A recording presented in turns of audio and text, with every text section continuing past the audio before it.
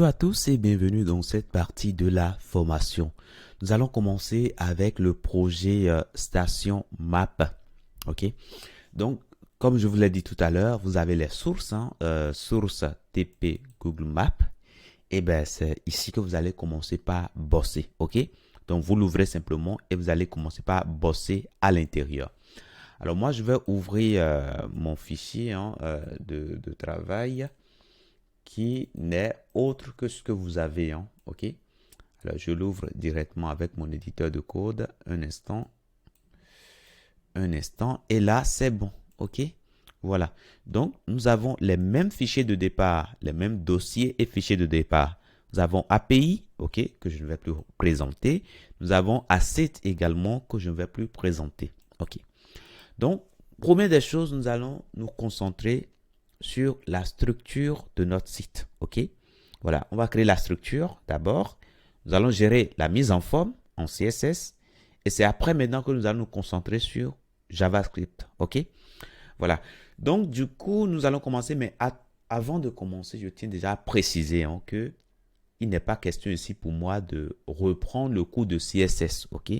Encore moins de reprendre le cours de HTML. Si vous êtes là, ça veut dire simplement que vous avez toutes les notions nécessaires en HTML et CSS pour créer voilà, la partie front office sans difficulté. OK?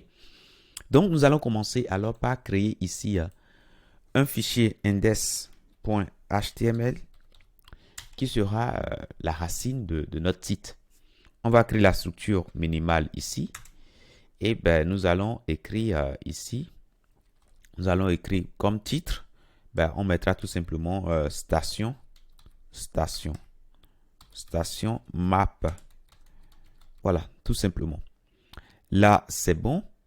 Maintenant, allons voir déjà ce qu'on a à réaliser comme projet.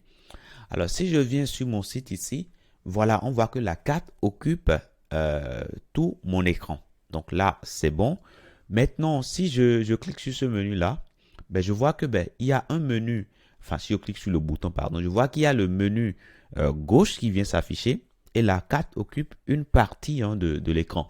Ce qui veut dire que, en gros, la carte n'occupait pas tout l'écran comme cela nous est présenté au début. OK? Il y a un élément dans la page qui est à côté de la carte, mais qui par moment peut être caché. OK? Et par défaut, c'est caché. C'est pourquoi on voit que la carte occupe tout l'écran. Sinon, en réalité, la carte n'occupait pas tout l'écran. OK? Donc, on fait cette distinction-là.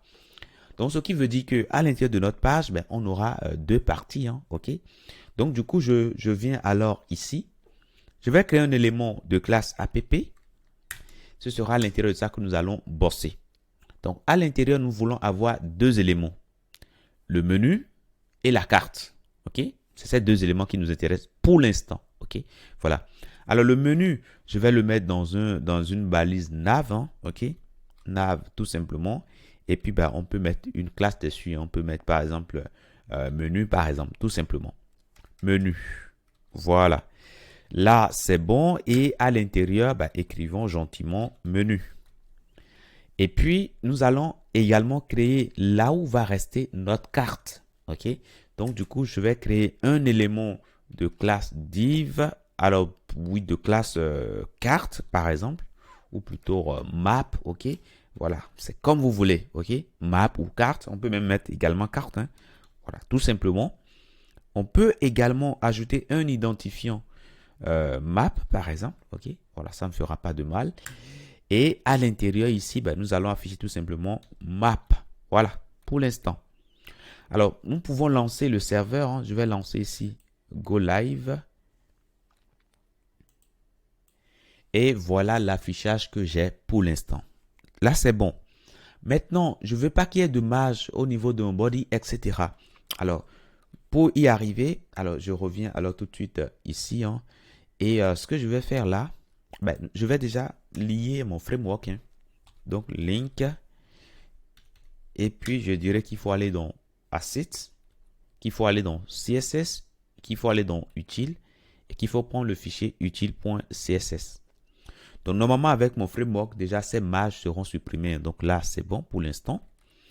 Maintenant, dans le framework, il y a une classe une classe B qui a été stylée, qui permet de mettre une bordure autour de notre élément. OK? Alors, nous, ce qu'on va faire ici, c'est de mettre des bordures pour pouvoir mieux observer nos éléments. Hein. OK? Donc, voilà. Donc là, c'est bon. Après, on va retirer ces marges-là. Enfin, ces bordures-là. Ne vous inquiétez pas. Alors, nous, qu'est-ce qu'on veut avoir? Alors, si je viens ici, sur mon site ici, en gros, je veux avoir mon menu à côté de ma carte. Vous êtes d'accord avec moi? Donc, du coup, ben, je reviens à l'heure ici pour dire, ben, je veux que le conteneur ici soit flexible. OK? Je veux que le conteneur soit flexible. Mais ce que je vais plutôt faire, je vais préférer mettre un conteneur à l'intérieur ici. OK? Ce div là qui contient tous les éléments de ma page, je veux pas agir là-dessus. OK? Donc, je vais créer ici un élément container comme ça. Et ben, à l'intérieur, ben, je mettrai mes éléments. Hein, OK? Je mettrai mes éléments. Donc, tout ça, je prends ça et je ramène à l'intérieur ici. Et cette boîte-là, je veux que cette boîte-là soit flexible.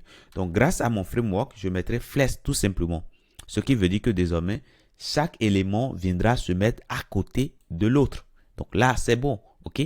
Mais moi, je veux pas qu'il y ait de l'espace comme ça, non alloué, non. Je veux que les deux éléments s'étirent et prennent quand même et se redistribuent, l'espace disponible sur l'axe horizontal. Donc, du coup, je viendrai ici et grâce à mon framework, ben, je mettrai tout simplement flex-1. Flex-1 pour donner la propriété flex à ces éléments-là et mettre la valeur 1 à la propriété flex. OK? Donc, si je reviens ici, voilà, mes éléments se sont bien étirés. Et là, je trouve que c'est pas mal. Mais par contre, mon menu, je veux pas que mon menu prenne autant d'espace comme la carte. OK? Donc, je peux dire, ben, oui, le menu, ça va prendre une unité. Mais ma carte, lui va prendre 3 unités, par exemple. OK? C'est un exemple très simple pour qu'il y ait quand même, voilà. Donc là, le menu prend moins de place comparativement à la partie map ici. Maintenant, moi, je veux quand même que mes éléments prennent 100% de l'écran. OK? La preuve ici, quand je viens là, ben, je vois que mon menu prend 100% ici. OK? Là, c'est bon. Donc, qu'est-ce que je fais? Ben, je dirais que mon conteneur, je vais cibler mon conteneur pour lui dire que je veux qu'il prenne 100%.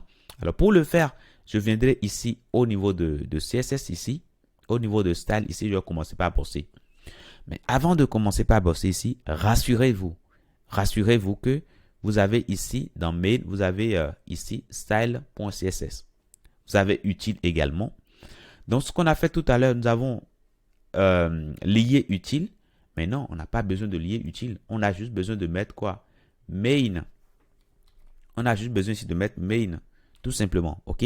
Ce faisant, nous avons à la fois utile qui sera importé.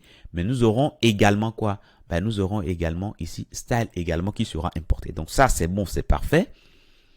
Maintenant, on va pouvoir commencer maintenant par bosser dans le fichier style ici. Alors, qu'est-ce qu'on a dit qu'on va faire? On a dit qu'on allait prendre ici le container. Hein. On a dit qu'on allait prendre le conteneur et qu'on allait lui donner la hauteur. Sa hauteur, on allait mettre ici 100 VH pour dire qu'on veut occuper 100% de la taille de l'écran. OK? Donc, si je reviens ici et je vais sur station map ici, ben, on constate tout simplement que chaque élément prend 100% ici de la taille de l'écran, ce qui est totalement parfait pour nous. Donc là, c'est bon. Et maintenant, qu'est-ce qui reste maintenant? Ben, on va pouvoir rentrer maintenant à l'intérieur de chaque bloc et commencer par styler. Alors, si je viens ici par défaut, voilà ce qui est affiché.